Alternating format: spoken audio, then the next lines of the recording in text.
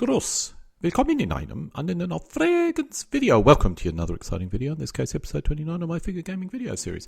In this video, I'll be covering how to cover your bases and playing areas with fine turf, as well as selecting optimal fine turf color schemes. My opinion on how to cover bases and playing areas have dramatically changed in the last 3 to 6 years. When I came back to the hobby, I did not like how my elements were so dark and how I kept on losing elements on the playing area. My solution was to use a very light covered flock or turf. This was my initial solution. I used cardboard bases on my figures and used the light green turf from Nock. The playing area, while not exactly the same, was reasonably close in colour. I used the low-cost flock turf on my playing area as I felt this was all that it needed. There is no doubt the figures are easier to see, but it did not take me long for me to identify major problems with this scheme. When you look at the figures or even the playing area up close, the turf was simply too coarse. It looked like the figures were travelling over green boulders, which looked okay from a distance, but when you really look closely, it looked awful. The same also applied to the playing area. The flock was too coarse for 6mm. I suspect even for 15mm it would be too coarse, but it may be acceptable for 25mm, for example. As a result, the next solution was to use, in my case, MDF bases, finer turf, and multiple tones, or two-tone effect. This was the most fine turf which I could obtain from Nock. The flock was darker, but I covered the base with some brush to lighten it up. This was an improvement, but the turf was still too coarse and the brush made the base look messy. Initially I liked it. It was certainly better than what I had before, but quickly realised this type of diorama covering the figure, and with the infantry in there, it made the infantry figures almost invisible. Perhaps historically accurate, but it did not have a good feel as far as I was concerned. While initially I did upgrade the actual figure bases with MDF and slightly finer turf, two-tone, and with brush, but I remained with my old playing area flocking. This gave me a very playable surface which looked okay, but certainly did not look great, and it did not sufficiently scratch my diorama itch. I now decided to focus on the playing area. I did not like the terrain features and the playing area flock covering. The hill in particular looked awful, and the playing area was monotone and boring. Someone who viewed my videos asked me a few questions and provided some pictures of a playing area he had created. I thought it looked very good, with a key point being a multi-tone surface and using high quality fine turf, in this case from woodland. This was my early effort going down this particular path. The main improvement was the use of fine turf from woodlands, rounded edges on my hills, and the use of building models to represent the built-up areas. There were some interesting issues with these terrain features and the flocking style. I discovered that with large surfaces you need larger but fewer two-tone patches, and I needed to reduce the contrast. The edges on my hills were too steep. I needed to make the edges at least 1 centimetre deep. The built-up areas are made of two pieces, the base which does not move and the building on it, which is removed when you decide to fight over that built-up area. The bases were too deep and too large, so now I use 2mm thick MDF bases with a finer light grey ballast, which is exactly one base width square.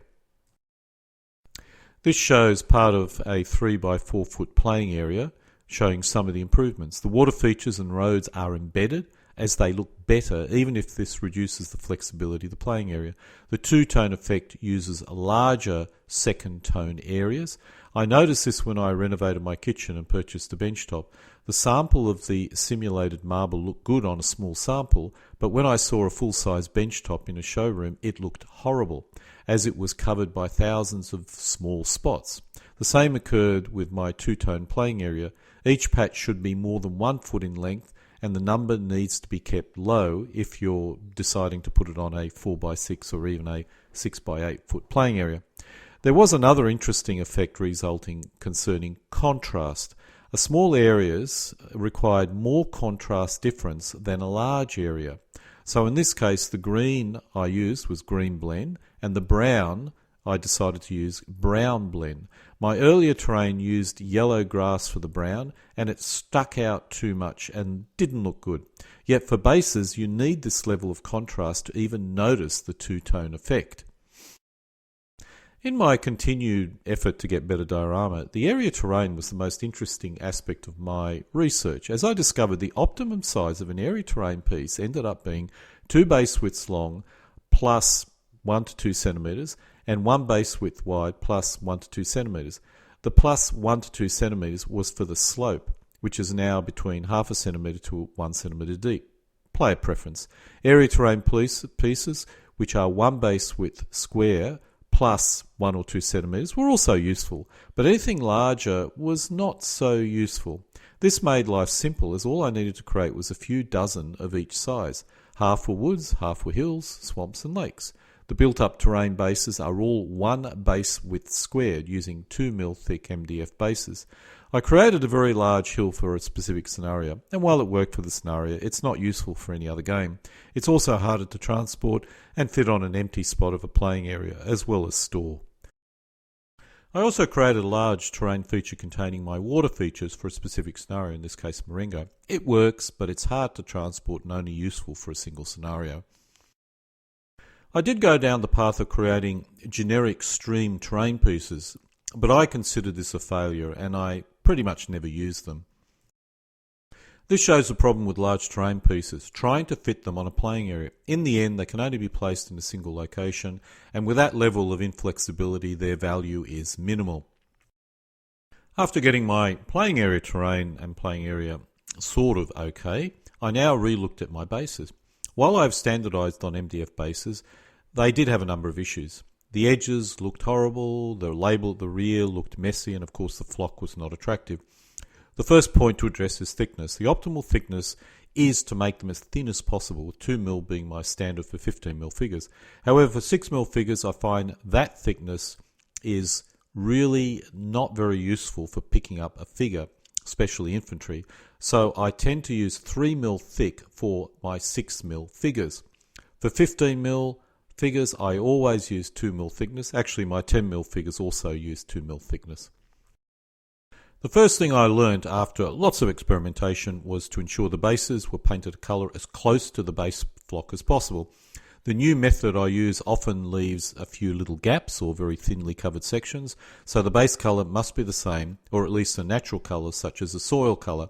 The second point is always use spray paint on your bases. Paint brushed on a base can result in messy edges and an uneven surface. I normally use a dark green spray paint from a craft shop as it's cheaper, but if you have the money, Tamiya spray paints or even a compressor with paints is acceptable, if a lot more costly. When you purchase professionally made bases, the edges are this kind of a brown colour, which is the result of the laser treatment, and the colour tends to be comparatively uneven. I now ensure the edges are black, although dark brown could also be suitable. After a lot of experimentation with colouring the edges of these bases, I settle on a permanent marker. I use black because it's simple, cheap and easy to obtain, and it almost hides the bases in some way, shape or form. I used to have green, and this made the thickness of it really obvious. Black tended to make the thickness less obvious. The tip of the pen needs to be flat so you can run the marker across the edge and cover the entire edge. On the left you'll see a number of bases which have been coloured black on the edges. After my success in terms of the playing area, I went with woodland fine turf for my bases. It's darker than I really liked, but I have to admit it does look good. The fine turf is fine, and you don't get the boulder or gravel effect of coarser turf. This is an example of one of my contrasts on a base. In this case, the contrast between the green and brown is greater than the contrast between the green and brown on the playing area. Yet on a playing area, it's really visible, and on the base, it's certainly less visible. You need more contrast on the base than you do on the playing area. I had to, as a result, move to a much darker green to make it more noticeable on the base. This is a brief overview of one way that you can flock bases, and it's the way that I use today. and I've tried many different ways in the past. First, we start with the spray painted and black edged 3mm thick MDF bases. This was for a 6mm force mix. If it was a 15mm or a 10mm, they would be 2mm thick. If you can get them thinner than that, even better. On each base, we place a blob of craft PVC glue. Using your trusty finger, spread it across the base. Try and keep the edges clear of glue, and make sure you have some paper towels to keep on cleaning your hands. Make sure the entire base is covered, because any bit that you miss will not get flock on it. Place a small amount of your second tone fine turf on the base. In this case, I'm using yellow grass, which is a woodland flock you'll be using comparatively a lot for bases, I personally feel. Pick up each base and gently tap it on the side to spread the fine turf around the base. You do not want a pile of fine turf, you want everything to be as flat as possible. Now cover the base with the main tone, in this case green blend. Green blend is a fine turf you will probably use the most, followed by brown blend, then lesser yellow grass and weed. Do not leave it very long. After a comparatively short period of time, again, don't leave it too long, pick up each base and knock any loose fine turf off. This is the result, or this is what you want to achieve. Once the glue is fully dry, you can now spray a solution of craft PVA and water in it. These days I use about 25 to 30% glue and the rest water. Plus make sure that you place some detergent in it. Dishwashing detergent is probably the best. Not a great deal, but enough to make sure that it doesn't clog up your gun. In this case, the bases use brown blend and weed as the second tone. Weed is much darker and gives me enough contrast to be noticeable, as you can see here. On the right, the bases are covered with our solution. That is our solution of PVA and water. I use a craft spray bottle, which you can get from any craft shop. Make sure you clean it out when completed. Don't throw out unused solution, as you can always use it later. I'd store it in a separate bottle so you can use it later. When drying, place the bases on a plastic sheet. This shows a thick cardboard covered with stick-on plastic, but any sheet of plastic will do. PVC glue is glue, and if you leave on a wooden surface, it'll probably stay there and you'll never get your base off, but it won't stick to plastic. While it's not really that clear in this image because it's a bit out of focus, I do add some extra bit of diorama, in this case woodland underbrush. When the base is filled with figure, it's hard to add much extra diorama, but as long as you don't go overboard, it's worth it. I actually think it looks pretty good, particularly when you look at the figure on a horizontal plane rather than top down. This shows a better view of the underbrush. In this case, I use olive green underbrush. You could try other diorama bits, boulders, sticks, or whatever you think is appropriate. This is one reason why I tend to like bigger bases than smaller bases. If you have really small bases with all your figures really tightly packed on it, there's just no room for diorama and there's no room to see the second tone. Let's now look at the woodland products. This shows you the range of woodlands fine turf. I only use fine turf and underbrush generally. The most common that I use is green and earth blend. You can see in the top left corner, followed by yellow grass, weed and soil.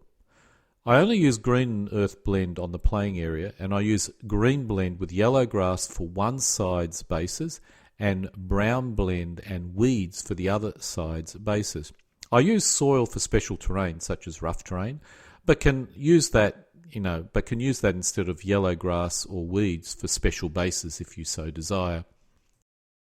I'm not going to pretend my diorama efforts are works of art. They're not. My objective is to create good-looking playing areas and figures in a manner which is practical and suitable for gameplay.